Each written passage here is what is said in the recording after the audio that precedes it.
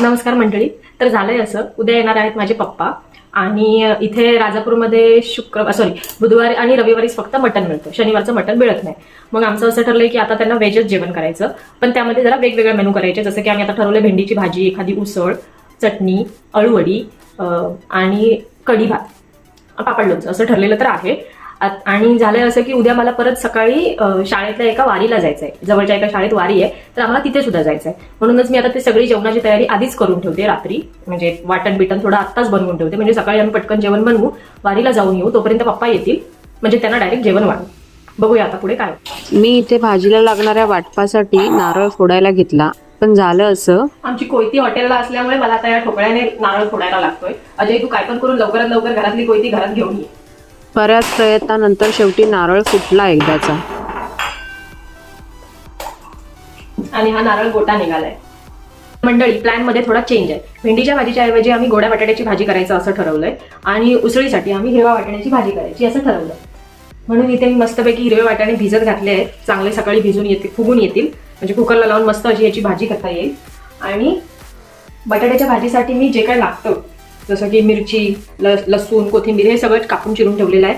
आता खोबरं मी भाजून त्याचं वाटण करून घेईन, म्हणजे ते त्या भाजीसाठी होईल.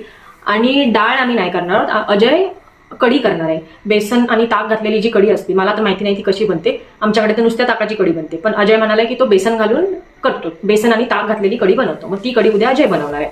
बाकी इथे मी वाटण्यासाठी खोबरं, आलं, खडे मसाले, लसूण सगळं चिरून घेतलेलं आहे. आता मी मस्तपैकी वाटण करते, चपातीचं पीठ बनवून ठेवते, आणि बाकीचं भाजीसाठी जे लागणार असेल ते चिरून, कांदा टोमॅटो चिरून ठेवते.